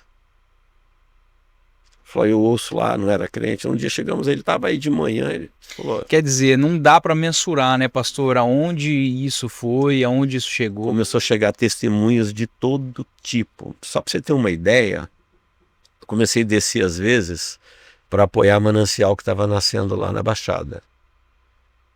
E o pastor Bugel que estava comandando a Manancial na Baixada. E ele trabalhava com um camarada que era crente, que ele congregava na Igreja Cristã da Família, no Canal 5, ali em Santos, Boqueirão. Aí ele falou: pastor, o senhor vai estar aqui esse final de semana? Eu falei: vou. Ele falou: ó, o amigo meu que trabalha comigo vai ter uma reunião de diáconos na segunda-feira. O senhor não ministra para eles? Eu falei: ministra, eu vou estar aí. Queria que o senhor desse uma palavra lá para eles. Eu falei: tá bom. Quantas pessoas? Ele falou: geralmente a reunião umas 20, 30 pessoas, talvez. Agora que a gente vai falar que o senhor venha, vai vir um pouco mais. Eu falei: tá bom. O senhor não grava um teaserzinho, né? Isso, não grava uma propagandinha que o senhor vai estar aqui e tal, pra gente avisar? Aí eu peguei, gravei: olá, irmãos, tal, vamos estar aí na Igreja Cristã da Família, no Canal 5, segunda-feira, vai ser uma alegria conhecer vocês. E eles soltaram isso lá nas mensagens, lá uns 15 dias antes de eu ir. O horário estava marcado para 20 horas. Eu cheguei lá, era 19h45, 15 minutos de antecedência. O culto estava andando. Um louvorzão da pesada, um povão cantando. Falei: será que eu troquei o horário? Aí o pastor Bugel veio me encontrar, ele falou assim, eu falei: mas não era 7h30? Aliás, não era 20 horas? Ele falou: pastor, 7h15 isso aqui estava lotado. Meu Deus. Tem 500 pessoas aí dentro. Tinha gente pra fora. Tem 500, nós não sabíamos o que fazer, nós começamos. Estamos cantando, louvando, e tá uma festa lá dentro. Tudo por causa do rádio. Segunda-feira era um dia que não tinha culto nas igrejas, do pessoal que eu via. Depois eu voltei mais vezes lá, conversei mais com o pastor. Ele falou: olha, aquele dia foi o dia de maior audiência da nossa igreja até então. Você vê o trabalho do rádio, aonde ele chegava. Porque... E a gente acaba vendo hoje nas redes sociais, porque mudou hoje o público, né, pastor? Sim. Hoje o CD, hoje a molecada nem sabe mais o que é um CD. Não. Em compensação, a rede social, e eu acho que a Manancial fez esse processo de transição, e assim, como a gente recebe testemunho, recebe mensagens, às vezes a gente está lá na técnica lá e a gente abre como é que chama aquela questão de perguntas e respostas lá? Caixinha ali. Uma caixinha de perguntas ali na live. De onde você está ouvindo? Meu, é 50% litoral, né? Santos, Guarujá. E nessa história que o senhor está falando, já tinha as mananciais lá da Baixada ou não? Tinha, São Vicente, estava começando. Uhum. Eu estava descendo para lá sempre para dar um apoio para eles. Foi quando eu aproveitei para ir na segunda. Nesse dia das 500 pessoas aí, lá na Igreja da Família, aconteceu uma coisa também inusitada, principalmente para mim. Acabou o culto, fez uma fila gigantesca que foi até lá no fundo da igreja e virou. Não era para me conhecer, eles queriam contar para mim testemunhos. E tinha que ser rapidinho. Eu queria falar para o senhor que eu comecei a ouvir de madrugada porque é a hora que eu posso. Outro queria contar que teve um lá que ele me ouviu muito tempo usando crack e hoje ele estava liberto. Ele queria. Então aquela fila de gente contando, eles queriam falar para mim. Não era para me conhecer porque nunca nem tinha me visto ainda, não tem nada a ver, mas eles queriam contar. Compartilhar a felicidade deles. Tinha o testemunho, o que aconteceu deles ouvirem a mensagem. Aí, resultado, essa fila, muitos desistiram, mas ela acabou 11 horas da noite. Teve gente que não desistiu. O senhor fez questão de ouvir O que foi possível. Eu fiquei ali ouvindo. Eu falei: rápido aí, irmão, que tem que ouvir o outro, rápido aí e tal. Como é que o senhor faz um balanço agora da vida do Luiz Carlos, lembrando daquele jovem que estava trabalhando na construção civil e finalizando em uma pessoa que tinha uma fila até 11 horas da noite para poder conversar? Como foi abençoada? Como é que o senhor faz esse balanço da vida do senhor? Olha, com muita humildade, gratidão a Deus, eu faço um balanço dizendo que isso acontece na vida de toda e qualquer pessoa que se converte e se entrega para Jesus. Ele vai gradativamente perceber o que Jesus proporciona em todas as áreas: profissional, ministerial, em todos os sentidos. Então, quando eu me converti, ali naquele pastor que eu te falei lá, eu me converti de fato. Me apaixonei por Jesus, pela Bíblia, e não tinha pretensão de ser pastor por ver a minha situação, né? Eu sabia que eu não tinha qualificações para isso. Mas Deus foi qualificando com o tempo. E depois, futuramente, eu tive chance de estudar e eu não quis mais. Eu não quis mais, eu tive chances, condições, bolsas, presente, que eu acabei rejeitando. Por quê? Porque quando eu não tinha nada, o único livro que eu estudava era a Bíblia. E quando você estuda a Bíblia, você se forma em psicologia, Muitas você áreas. se forma em direito, em justiça, Antropologia. em humanas, antropologia, arqueologia, pelo menos para sobreviver. E você se forma num livro que o autor está presente. Então você vê o Espírito Santo ali te qualificando, te ajudando. Então o meu balanço que eu faço é que qualquer pessoa que ela se entregar para Jesus, ela não é rápido, as coisas de Deus não acontecem rápido, elas são gradativas, mas elas acontecem. Você pode ver que Deus falou com Abraão, ele tinha 75 anos e ele só foi ser pai com 100. Mas foi pai. Mas foi pai. As promessas se cumpriram. Então, meu balanço pode ser um testemunho para todo mundo que está na caminhada, que as coisas de Deus não acontecem, mas espera, fica firme que elas acontecem. Pastor, mas só para uma curiosidade ali da que a gente estava falando das transmissões, o vídeo mais visto do senhor no YouTube é o das 7 dispensações. Boa. O senhor é o pastor do rádio e o pastor das 7 dispensações também. O que foi ali? Foi num seminário? O senhor sabia que disseminou tanto assim a mensagem, que chegou tão longe? Eu já vi até outros canais que publicaram o vídeo do senhor. Aconteceu até com outras mensagens, as mensagens de cura da alma também. Teve gente que pegou elas e criou um canal. Caramba. Que tinha mais seguidores do que nós aqui. Ainda tem. Ainda Ainda tem. tem muito canal que usa as Mas pregações alguma do coisa pastor. aconteceu que esse camarada que criou o canal, ele não alimentou, ele só deixou lá as curas da alma, né? Ansiedade, depressão, medo, pânico e tal. Então, o seminário, eu ouvi um pastor da ETAD, quando eu ainda nem fazia ETAD, era novo convertido lá em Rio Preto, dando uma aula nesse mapa aí. Aquilo mexeu comigo, conhecer a história da humanidade, do Gênesis ao Apocalipse, de uma forma simplificada, a Bíblia ficou clara, aquilo ali mexeu comigo. Aquele seminário, ele me trouxe um interesse muito grande para querer saber o que tem ali. Falei, agora que a Bíblia ficou mais familiar, mais amiga, as coisas que acontecem no céu, as coisas que acontecem na terra, as coisas que acontecem embaixo da terra, a primeira dispensação, eu me apaixonei por aquilo. E A gente consegue ver a Bíblia num plano, né?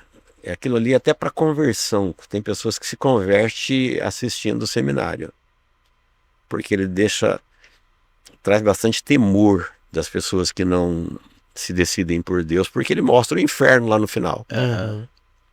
Mostra o céu para alguns e o inferno para outros. Então aquele mapa lá, ele mexeu comigo. E quando chegou aqui em Araçatuba, tinha um pastor que passou por aqui na Assembleia de Deus, que ele fazia seminários teológicos. E um dia eu me ousei e falei, acho que eu vou montar uma apostila desse seminário. E aí aconteceu, por revelação de Deus, uma coisa que eu nunca tinha lido, nunca tinha ouvido ninguém falar, que era sobre as festas de Israel, as 7 festas. E aí eu falei, será que existe uma possibilidade de linkar as 7 festas com 7 dispensações? Então as 7 festas foi criação do senhor. Foi minha, graças a Deus, pela misericórdia de Deus. Caramba. Eu comecei a linkar as 7 festas com as 7 dispensações, falei, isso aqui tem tudo a ver. Porque o seminário que eu ouvi lá era 7 dispensações. E aí eu comecei a ministrar. Escrevemos a apostila das 7 festas, 7 dispensações, inclusive está disponível hoje no nosso site, para quem quiser copiar a apostila, os DVDs, tudo. Site www.igrejamanancial.org.br, né? Isso, é só entrar lá, você vai ver lá o seminário e tá liberado para download, para copiar a apostila, os DVDs, tá tudo lá. São 4 DVDs. Aí comecei a ministrar, eu ministrava nas minhas férias, eu estava na ativa, na polícia ainda. Então eu pegava as férias, por isso que eu ministrava aqui na Manancial em julho, era o seminário de férias de julho da Manancial, era dispensações. Muita gente fez aqui, né? Fizemos vários anos. Eu mesmo fiz uns 2 ou 3. Então, estava ficando sem graça já, porque alguém falava, pastor, eu já fiz 3 vezes. Já sei onde vai terminar. Já sei para onde vai Esse é o caminhar. final. Sei que vai acabar no inferno, no céu. Então, aí nessa época teve um rapaz que passou pela Refúgio, se recuperou, que ele era expert nisso daqui, ó, gravação. Um gordinho. E ele falou, vamos gravar isso daí. Ele trabalhava com televisão. Na época ele trabalhava com o Lucas Onata, com um camarada que trabalhava com o Lucas, que era o Ricardo, e esse gordinho trabalhava com o Ricardo. Não lembro o nome dele. Eu não lembro também. Puxa vida, esqueci o nome dele. E ele era bom. E aí o Lucas autorizou ele fazer lá no escritório que o Lucas tinha de produção. Ele autorizou ele fazer lá, ele foi pegando o material e foi fazendo. Custo zero. O Lucas deixou ele fazer e ele... E esse vídeo com certeza já passou da casa de milhões de acessos, né? Por aí. Assim, é disparado o vídeo mais Ele é o mais compartilhado. Não mais só, ouvido. milhões não no milhões nosso não, canal, mas- mas Não, é somando tudo. contando o cara que pegou aqui, divulgou no canal dele, o cara que emprestou a fita, isso é passou de mas- milhões, com certeza. Sim, sim. E eu ministrei esse seminário também em muitos lugares. Eu fui para Rondônia, Tocantins. Nós estamos precisando, pastor, atualizar esse seminário aí, o versão 2.0, e acho que o Vocação Podcast pode até se colocar à disposição aí pra gente Mas vai atualizar? Vai mudar atualizar o... material. Vai terminar diferente? Quem sabe não termina mais no inferno, né? Fica aí, fica o desafio. Confiram. Vocês têm hoje equipamento para isso. A gente Sim. poderia gravar um atualizado, né? Porque naquele lá, eu tô novo, Precisa mostrar agora o senhor mais enrugado, né? bonitinho, com colete de frio E Araçatuba. Verdade, Julho, óculos. os seminários eram sempre em julho, Aham, é das verdade. férias. Dá pra até colocar a voz do Cid Moreira com a IA. Ministrando com a voz Aí do dá Cid Moreira. muitas possibilidades, né? Mas é um seminário que por onde passou, abençoou muitas pessoas. Tem gente na igreja aqui hoje que veio através do seminário. A Jaqueline, testemunho dela, é que ela assistiu esse seminário nas redes e depois ela não acreditou que o seminário era aqui da cidade. Ela ouviu aqui achando que isso era de longe. Depois, quando ela descobriu que era daqui da cidade, ela quis vir saber da igreja, onde era tal, e acabou ficando aqui. E hoje é uma brava guerreira nas fileiras aí da mídia social nossa, né? E ela era uma pessoa que estava à procura de Deus, né? Que ela vivia em seitas, né? Acho que ela era da Testemunha de Jeová, uma coisa assim. Foi difícil esse processo de ir para o digital, pastor? Olha, se foi difícil, não foi para mim, foi para quem fez. Eu só oferecia o material e dava pitáculo só. Ficava acompanhando as gravações e tal. E o menino que fez a edição, ele foi colocando animação, você viu ali, música e tal, ele fez. Mas e pro senhor, não só o seminário, mas agora com essa nova dinâmica de cultos online, como é que o senhor enfrentou a questão de televisão, de filmagem? Então, eu recusaria até morrer ser filmado. Eu gostava do áudio. Tanto é que tem um ano que nós convidamos ele para o Vocação Podcast. Então, Eu recusaria até morrer se fosse para ser filmado, porque eu gostava do anonimato. Eu achava que a palavra indo pura, só ela. Então, muita gente não sabia quem era. Luiz nunca viu, nunca ia ver. E até alguns lugares que os CDs continuam andando, acontece isso. Hoje tem gente que me acha no WhatsApp de Londres, de Portugal, da China. Aquele menino que veio aqui, que era treinador do Santos, Ele congregava conosco da China e a gente se falava direto. Ele estava lá fazendo curso para treinador. E a gente tinha uma audiência boa no site da China. E é tudo gente que eu nunca vou conhecer. A gente nunca vai se falar. Porque não ia meu contato para as redes, só ia a mensagem, né? E até não teria como comunicar com esse tipo de gente. Mas de vez em quando alguém me acha. Recentemente agora, por exemplo, essa semana, uma família da Inglaterra estava até perguntando se tinha como ofertar aqui para nos ajudar. E lá não tem Pix. Ela falou, você me deu lá uns caminhos lá, que eu falei que nós não temos isso não. Aqui só tem Pix. Quem ajuda nos ajuda no Pix. Ela falou, é uma pena, porque por aqui não tem, a gente queria ajudar e a gente não está achando uma forma. Mas é lá da Inglaterra, tal. Ela falou, olha, eu acompanho. Aí que eu fiquei sabendo, ela falou, acompanho o trabalho de vocês no YouTube e no site há muitos anos. Que legal. Há muitos anos. Da mesma forma, esse rapaz que entrou no grupo da leitura agora de Santa Catarina, acompanha muito. Então tem muita gente que a gente vai conhecendo. Quando eles aparecem, fala, não, já há muitos anos que a gente ouve a rádio, depois da rádio passaram para o YouTube, passaram para o site. Então a gente tem essa ligação. Eu preferiria ficar assim o resto da vida. Quando tudo mudou? Na pandemia. Na pandemia, quando a gente falou assim, agora não tem mais culto para gravar e a gente vai perder o contato com essas pessoas e eles vão ficar Enfim, começou pensando aqui na igreja, falou assim, agora nós não temos os irmãos para vir aqui e nós vamos ter que gravar para eles.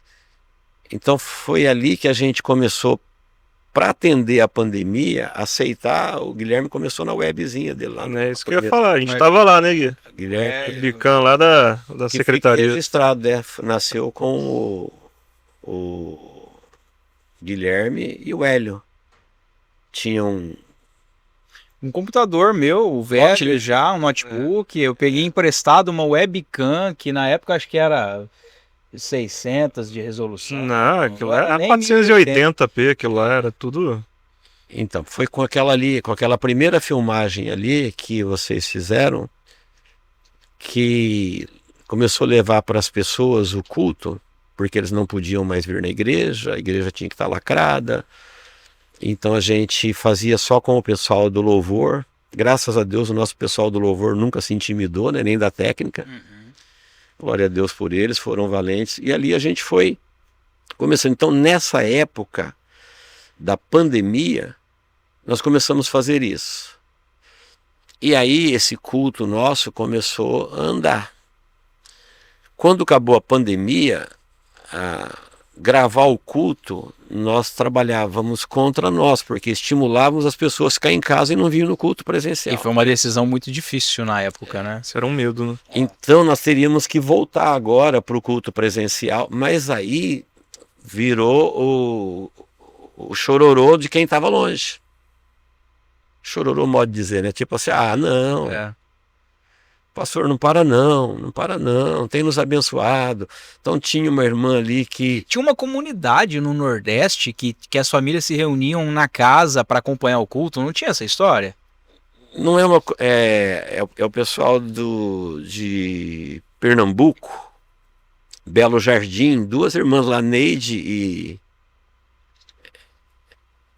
É 2N, é Neide e Nilva, parece.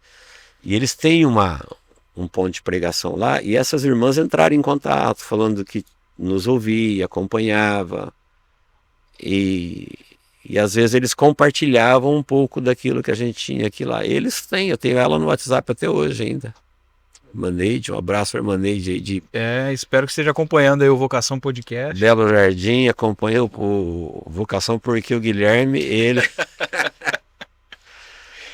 E foi realmente... Qualquer pessoa que passa por ele, durante as 24 horas do dia, ele fala, acompanha aí o Vocação Podcast. A gente tem feito propaganda bastante. Então, na verdade, que foi essa volta da pandemia que os irmãos começaram a pedir para não parar, porque tinha gente que cuidava da mãe acamada, não podia ir na igreja, não podia deixar a mãe. Então o culto online, ela cultuava com a gente, tomava ceia com a gente.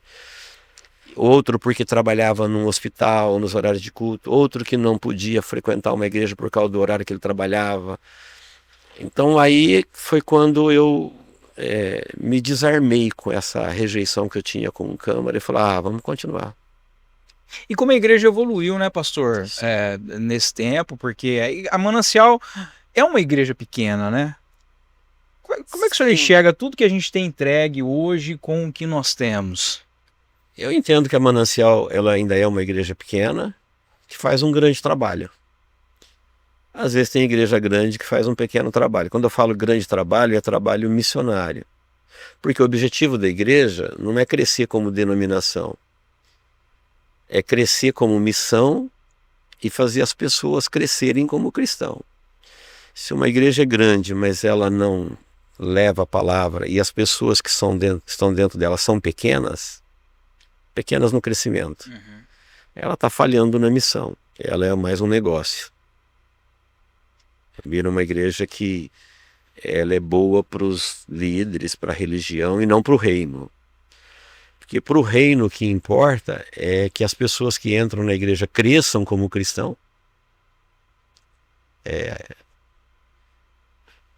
alcancem a maturidade, paladar, testemunho, e que ela cresça em missão, alcance vidas, que ela vá longe, que ela alcance pessoas, que esse é o objetivo da igreja.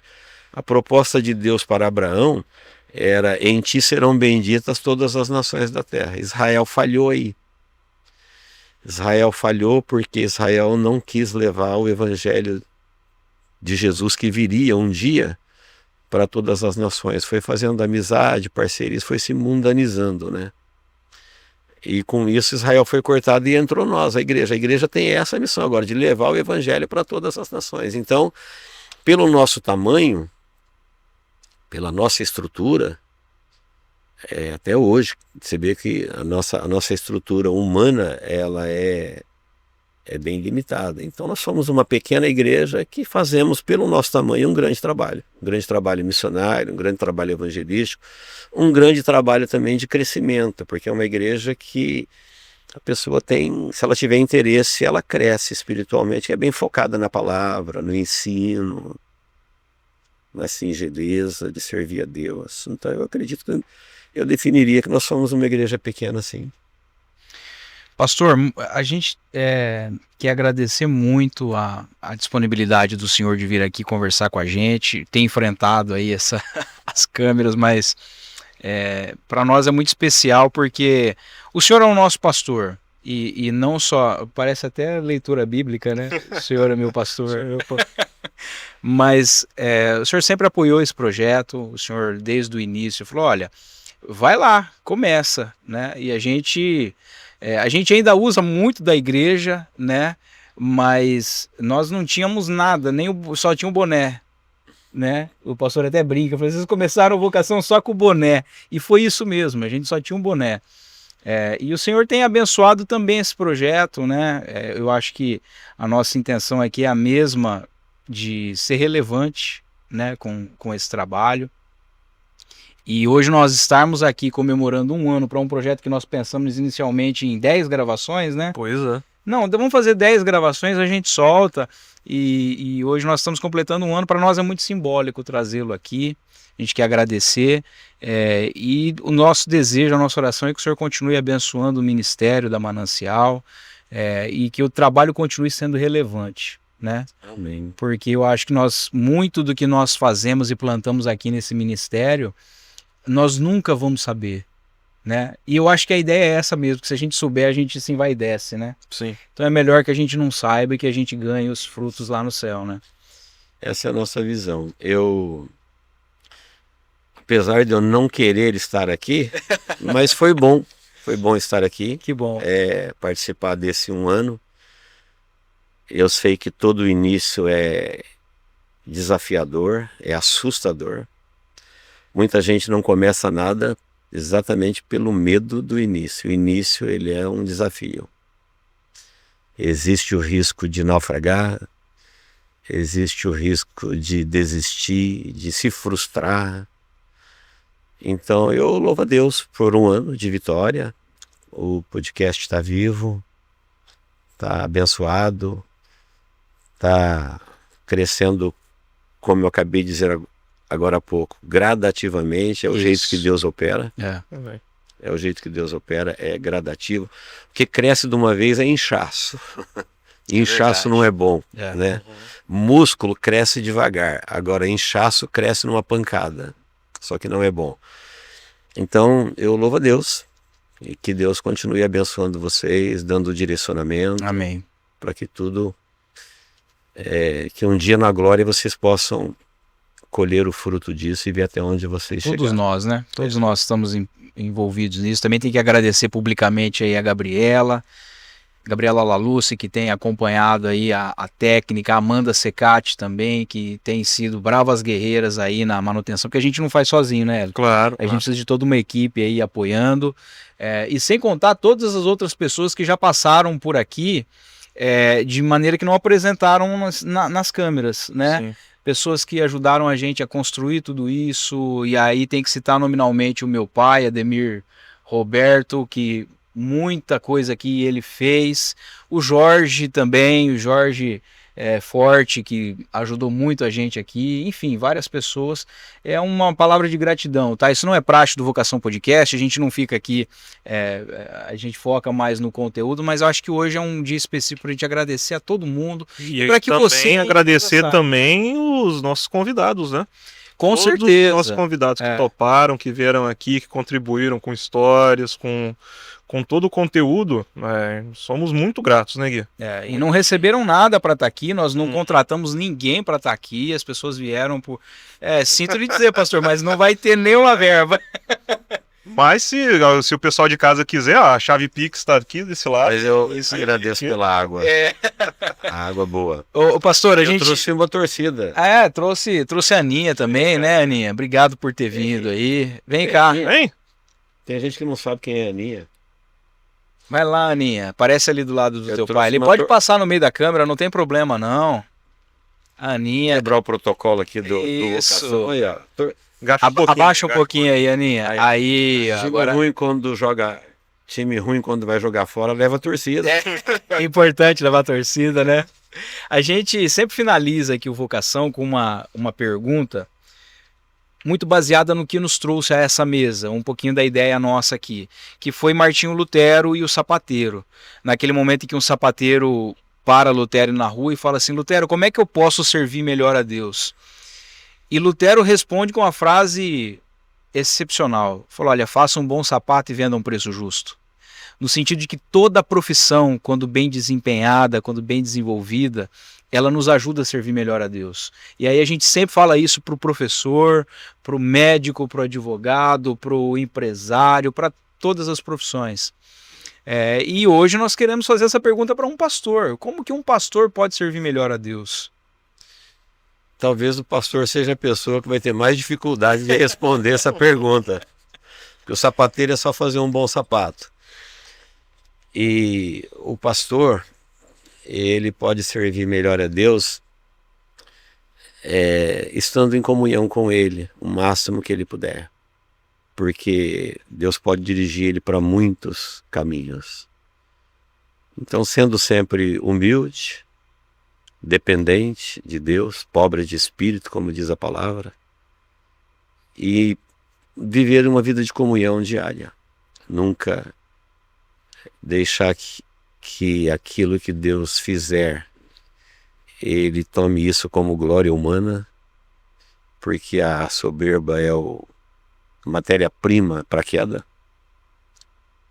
é a vanglória, né? Então darmos sempre toda a glória a Deus e entender que tudo que a gente faz por Deus e para Deus veio do próprio Deus. Como diz a Bíblia, ninguém faz para Deus alguma coisa que você não tenha recebido dele.